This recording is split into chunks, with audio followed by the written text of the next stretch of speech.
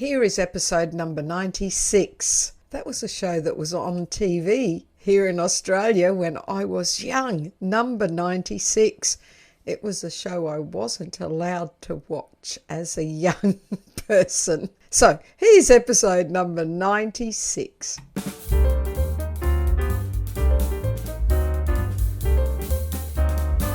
Hello, Debbie O'Shea here at the Crescendo Music Education Podcast. In this episode, I'm going to speak with Claire Preston. You're going to hear some fabulous ideas from Claire. She's a conductor, music teacher, musician extraordinaire. You will just like listening to her story for a start, but you will also learn a lot from her nuggets of fabulous. I had a very good time chatting with Claire, as you can probably tell while you listen to this episode. I think you'll enjoy episode 96. This podcast is being recorded on the lands of the Turrbal people. I acknowledge them as the traditional owners of the land and pay my respects to elders past, present and emerging. They were the first music makers on this land. And I'd like to welcome to the Crescendo Music Education Podcast, Claire Preston. Welcome, Claire. Thank you for inviting me. I feel very humbled and very honoured. Oh, yeah, we're going to have such a good time. Okay, I'm going to start by reading your bio. Are you ready? You can listen to yourself. All right. Okay. I have a feeling we're going to have a bit of a giggle here. All right. Claire Preston has worked extensively on Australia and North America, specialising in developing young singers. She has been assistant conductor of the Toronto Children's Chorus and Canadian Children's Opera Chorus, accompanist for Canada's foremost professional choir, the Elmer Iseler Singers, and was co-founder of the award-winning Exaudi Youth Choir. And those of you who tuned into my last two podcasts heard about them when I chatted to Mark O'Leary. Right. Claire returned to Australia as Head of Choral Studies at the Victorian College of the Arts Secondary School, where she commissioned and recorded Australian music and collaborated regularly with the VCA Orchestra. Claire maintains an active career as a choral conductor and is in demand as an adjudicator for choral festivals and Eisteddfods, including New Zealand Choral Federation, the Big Sing, Festival of Voices, Australian Honours Ensemble Program, and Voices of Beverley. She has been a regular guest conductor at Gondwana National Choral School and is currently Head of Choral and Vocal Studies at Hillcrest Christian College. In 2020, Claire was awarded a scholarship at the National Excellence in School Leadership Institute. And in 2021, Claire received a Leadership Award from the Australian Council for Educational Leaders. Wow, okay. So listening to that brief bio, what would you like to add to that?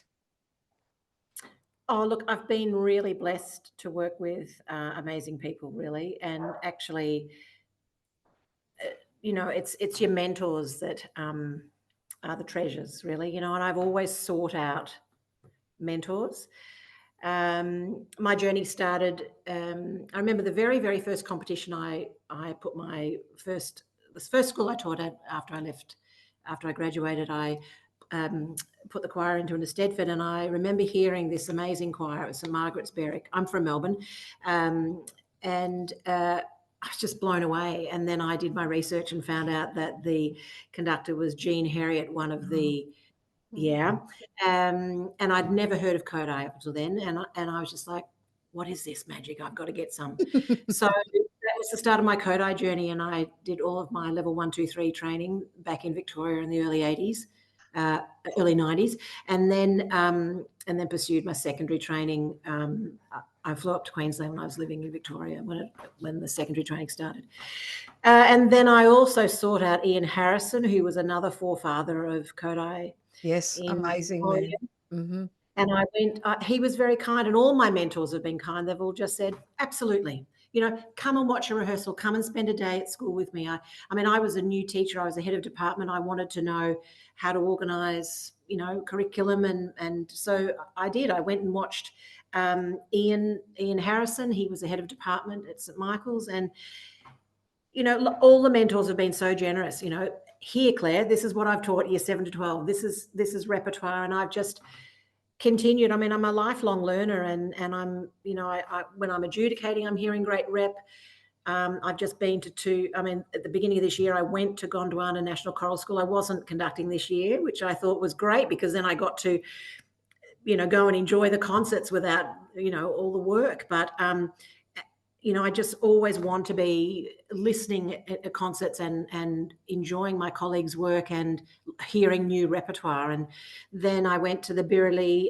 They had a PD on with David Squire, and they also had a reading day. And so I'm just going to everything I can get my hands on all the time. And I think that's the case for all of us, really. We just, as long as we're teaching, we just are always learning. Yes. I think that's one of the major characteristics of an amazing educator, is that you just never stop learning. Yeah, and always reflecting on, okay, how did that rehearsal go, or how did that lesson go? What worked, what didn't work, how would I change it? And that reflective practice is really important. Yeah, I think that's great. That's amazing. So when did you started off in Melbourne, so when did you end up in Canada?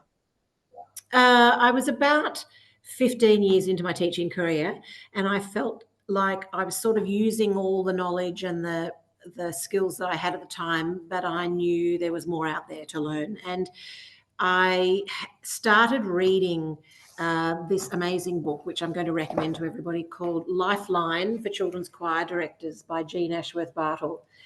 And I started doing everything she said, and my choir started winning, and I was like, wow, this is really cool, And then I really wanted to study with her, and she said, well, Claire, you can't study with me. You can't do a degree. You can go to the University of Toronto and study with Doreen Rao. And I said, no, it's not about the piece of paper. It's not about the course. It's about the learning, and you're the person I want to learn from. Anyway, so long story short, I played for her. I did an audition. I watched her rehearsal. She got to know me, and then I was hired as the accompanist for the Elmer Iseler Singers.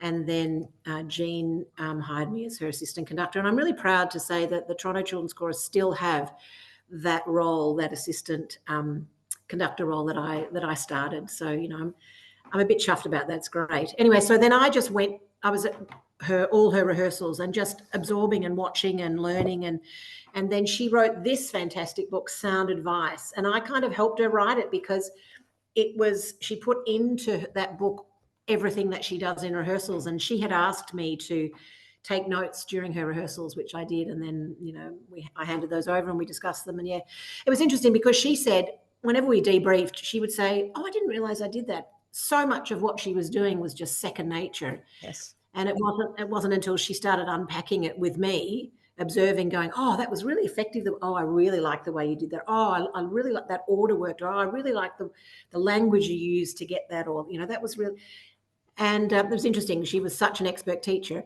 And, she came from very humble beginnings. She came from just a local government primary school. And that's actually how her choral program began. She started, the symphony asked her to prepare some children to sing the chorus of Carmina Burana, and she did that with her primary school choir. And so, I think the great thing about teaching, working with children's voices, is that obviously every child has one, doesn't cost anything.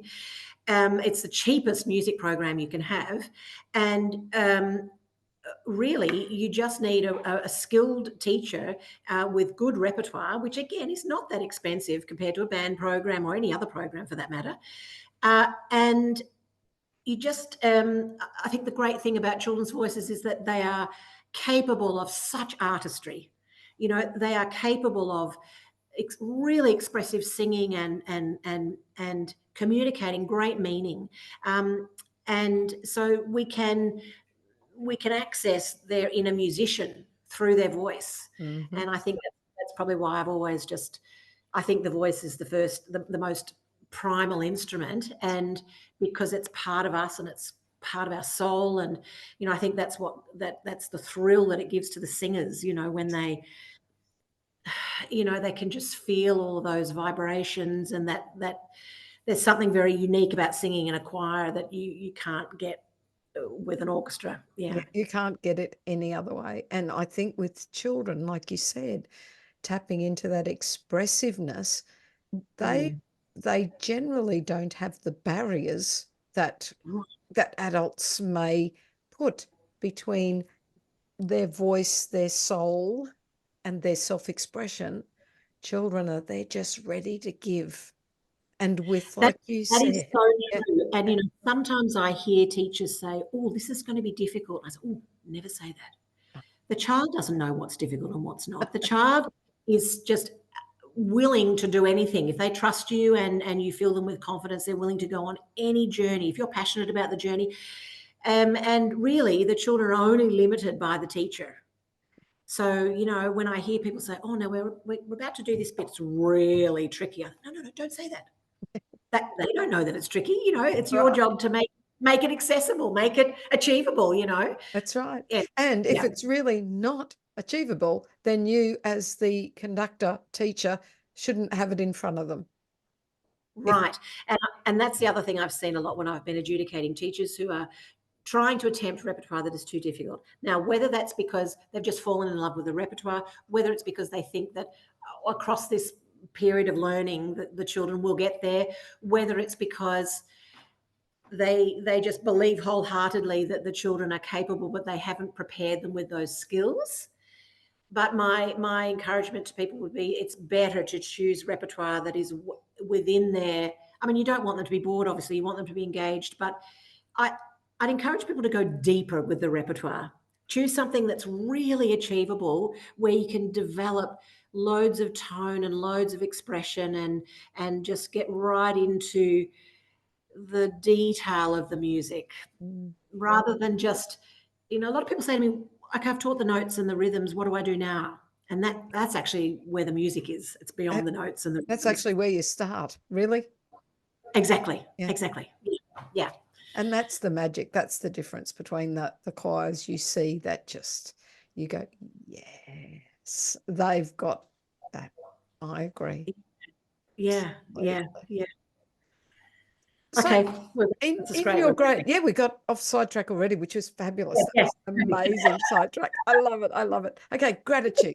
I like to ask all my guests about gratitude. Go for it. For what are you Well, most grateful? I am grateful that I mean, my grandmother taught me, and so I feel that I'm every day I sing for her, and I had a funny high school teacher who said, "Oh, I was accompanying all the choirs, and she said, 'Oh, you're a great pianist, but oh, please don't sing. You have a horrible voice.'" And I often think, "Wow, if she only knew what I was doing now." So I'm very grateful to my grandma, who look, I grew up in my grandparents' family was one of those, they sang around the piano after dinner every night, and it was just part of family life. But I'm grateful that my passion and became my career, and I've always loved Mm, working with children, and music is what I live for. So I get to, when you're doing your passion, it doesn't feel like work every day. So yeah. that's what it's like for me. But I'm incredibly grateful to all my mentors. So, the fact that I was able to go to Toronto, and that I then, again, this sort of second chapter of my journey, I was observing and working with people that were incredibly expert in their field. And I just learned so much. I was in rehearsals that had the potential, they were really high stakes, and they had the potential to be incredibly stressful. But these master conductors never lost their cool. It was always about the music. It was never about the conductor. Mm, Um, and I really learned to love on my singers, and mm, really, your singers, your children, they're giving you their voice, and they're sharing their gifts and their talents and their love of singing and their love of music. And really, that's the relationship, that's the trust. And, I always say I'm so grateful that I've got those children in front of me, and I can share my love of singing with their love of singing. And it's a lifelong thing that we're instilling, we're planting seeds. And so, yeah, I do. I feel really grateful that, I get to do my passion every day. Yeah. And they And are very, very lucky to have you, I would say. thank you. And very grateful for all the mentors in my life. I've had really generous mentors in my life, and I still do. When I moved, part of why we moved from the south, from Melbourne up to Queensland, is because the choral community is so vibrant, and it's so generous, and people like Julie Christensen, who've just always mentored people and always created opportunities for people and always shared. Yes. And so I just find that any colleague I reach out to here in Queensland is always willing to share repertoire or ideas. And I just think that's a real credit to the choral community and the Kodai community. I think I would put Kodai teachers in exactly the same Yes. category, all so generous and so supportive. And I think when you're talking about a long career, that's really what helps sustain everybody. We're all on a different trajectory, a different path in our journey, but we're all learning. And that whole generosity of spirit is something that I brag about Queensland whenever I'm working interstate. Yeah. I agree. I agree wholeheartedly. You were talking about your grandmother and learning from her and singing round the piano. Did she teach you to play piano as well, or was it Yeah, just she singing? did. She was my Yes. piano teacher, and she really taught me how to sight read. And she was always accompanying dancers, ballet dancers and singers and instrumental students. So I was always with her, always following her around. And I think I just grew up with that love of accompaniment and that love of being an associate artist and working with people and making music. I never wanted to be a soloist. It's just too lonely. Yeah. So did you start out your career as such, your music career as an accompanist, and I then did. And moved yeah, to voice? that's right. I studied voice at university and viola. I was second study violist at high school. So I developed that love of chamber music and orchestral playing. And then when I started working professionally as an accompanist after I left school, I was working with the Australian Pops Orchestra. And they had quite a large season of concerts throughout the year, which became a part of my life for a good sort of 12, 15 years. And every concert was a visiting conductor, and some from Britain, some from Vienna, and they all had their different approaches. And I was reading full orchestral scores and chord charts, and the variety of repertoire was fantastic. And I just got to work with so many great conductors, and I loved it. I felt like I was being their orchestra in rehearsals, and I loved that whole just being able to read what they were communicating and seeing how they got the best out of each. The way they each worked was different, and the way they got the best out of the choir and the orchestra. And yeah, so I've come from that sort of orchestral background, and then I've done some. I've made some recordings and done some Mieta song recitals, and art song and leader is also my other passion. And so I love working with singers. Yeah, yeah. Oh, I'm learning lots about you. I used to do a lot of vocal coaching at the Melbourne Conservatorium, and then I did some more vocal coaching at the University of Toronto. And yeah, I've just always loved working with singers. Yeah. So you showed that high school music teacher, didn't you? Yeah, exactly. Yeah, I just and I think about her whenever I'm auditioning children, because I actually don't enjoy the process of auditioning children, because my very core belief is that singing is for everybody. But Yes. I always make sure in that process to always say to a child, even if they're not matching pitch, we talk about, do you think you're singing the same notes as Miss P, or the same notes as you can hear on the piano? Do you think your notes are higher or lower? But I always say, you have such a beautiful voice. It's so important. It's so important, Yes. And I've spoken to so many adults who say the moment that was said to them, they couldn't sing, that was it. They never sang again, or they, and I just think, Yes. oh, that you can't do that to people, No. So I always say to a child, thank you. I love your voice is beautiful, and I love I love that you love singing, and that's so important. And when you're in choir, keep listening and keep just checking if your notes are the same as everybody's around you, and just sort of give them an awareness of that. But I never make it personal. Yeah. You can cause lifelong damage. There's a little story I tell where I had I wish I had the letter, and I still might find it because like I got a lot of shit stored away. Anyway, shh. Okay.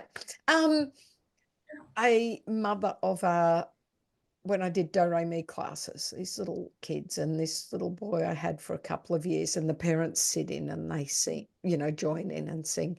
And after a couple of years of teaching this little fellow, the mother came up to me, and she was basically had a tear, as she told me, so I have to be careful to not have a tear here. She said, I sang happy birthday to my son. I have never sung in front of my children because someone at school told her she could not sing. So she was not even going to sing happy birthday to her children. And I you just, see, that's tragic. Yeah.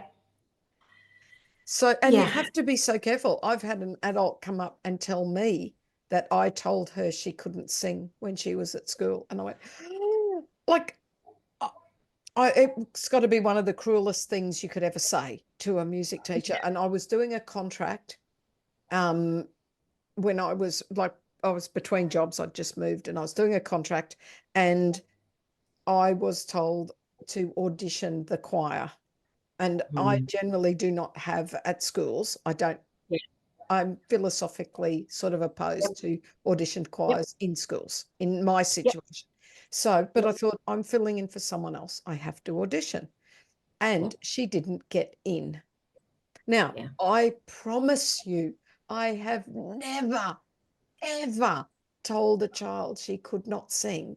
But because she didn't get into the choir, that meant that I told her she couldn't sing. Yeah. So I'd obviously not put the right words around it or taken enough time. So it's obviously still, I've got to take some of the blame, but that's just so damaging. It is. Be so careful. Absolutely. Words matter. And it is lifelong, as you said. And sometimes it's exactly what you said. If the families aren't singing, then the children aren't singing at home and they don't start using their voice, and then they come to school and they're suddenly expected to use their voice as a brand new instrument. And it's such a fine muscle.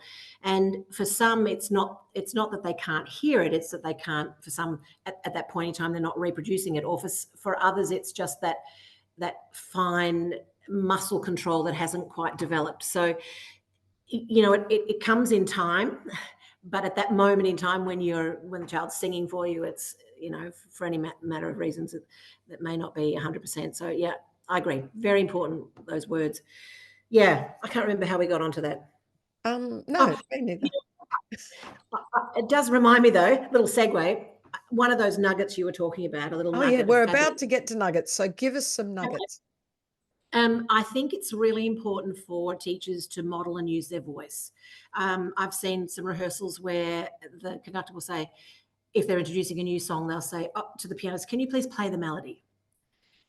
Yes, there's a place for that, but the advantage to you singing the phrase as opposed to the accompanist or the pianist playing the phrase is that they hear all of the tonal nuance, they hear the shape of the phrase, they hear the vowel shape that you want, they hear the importance of the text. They just absorb so much more of the music than they do if they just hear the pianist play, if you're fortunate enough to have an accompanist.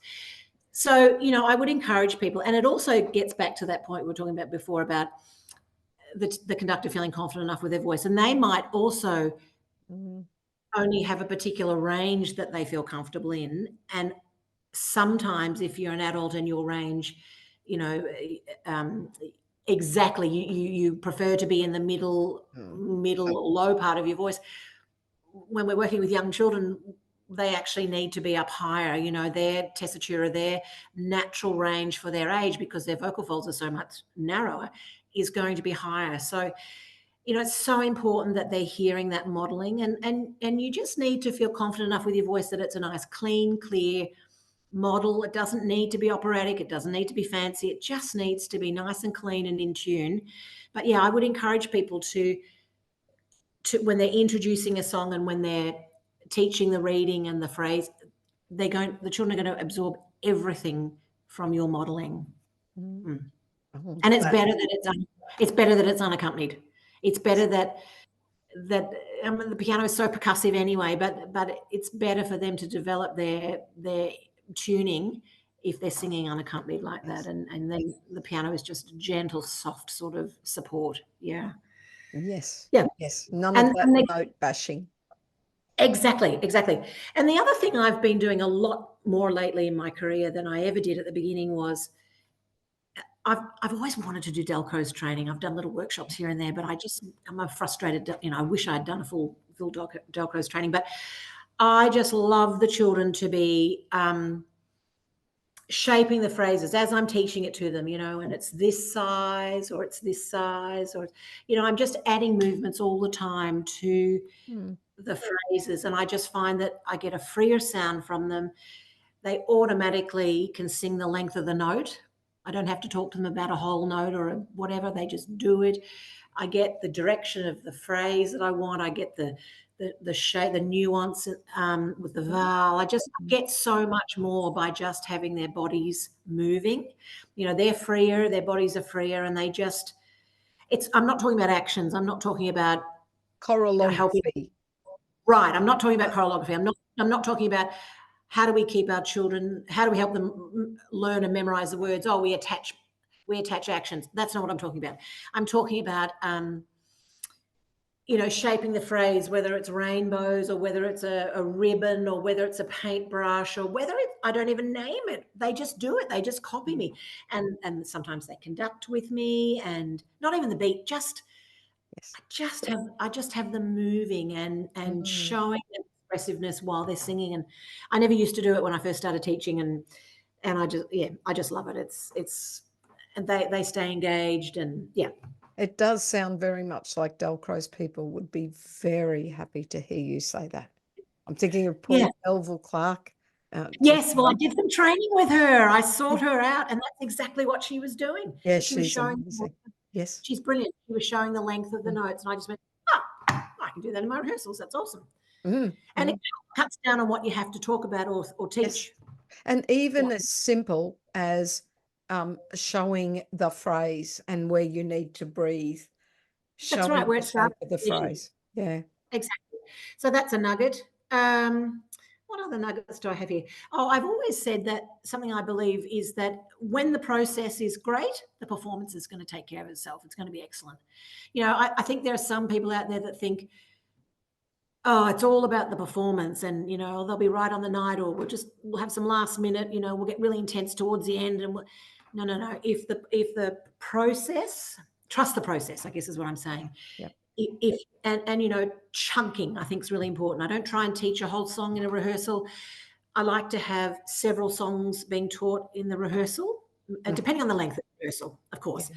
But I like having different songs in different parts of the learning process, so that the children aren't in the same stage with every piece in the rehearsal. Yes. So sometimes they're singing something they know really, really well, and we're polishing. We're just adding little details. Sometimes we're learning something brand new, so we're using a different part of our brain. Sometimes we've been learning a piece and we're sort of in the middle of the process and we're learning a new section of it or something. Yeah. So I like mixing it up like that.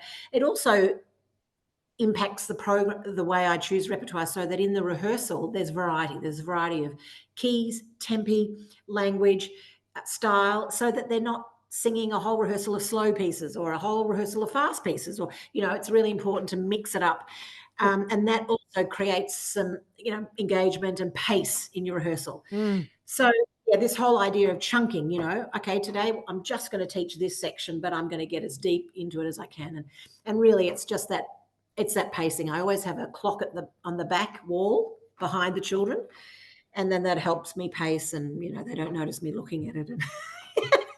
So yeah, I think they say that the maximum amount of time they can concentrate is about 12 minutes, on one thing. But I tend to work in about sort of 8-minute blocks. I wouldn't stay on any one idea or one piece for longer than 8 minutes. Yeah. Wow. And we were talking about repertoire before. Man, it's just, I'm collecting repertoire all the time, and mainly because I'm going to concerts and PD and listening. And I think that's also the other thing that's important, is to have a sound ideal in your head before you stand up in front of your children. Have an idea of what you want the piece to sound like, or parts of the piece to sound like, or the different vocal colours you want in that piece, so that right at the beginning you teach that. Yes. I think that's the other thing, early in my career, I thought, right, I teach the notes, I make sure I get the rhythms right, then I add the dynamics, then I add this, I don't teach like that anymore. And I have Paul Holly to thank for that, because when I first co-conducted Gondwana with him, I saw him doing that. He was all big picture, and it was all just this kind of almost a bit like a big paintbrush. And I thought, wow, he's not stopping, he's not fixing stuff, he's just letting stuff go. And then every rehearsal he would just start to refine and refine and refine. And I thought that's master teaching, because the singers stay engaged because they've got the picture of the whole all the time. They stay engaged, and they stay connected to what you're doing as you're refining it.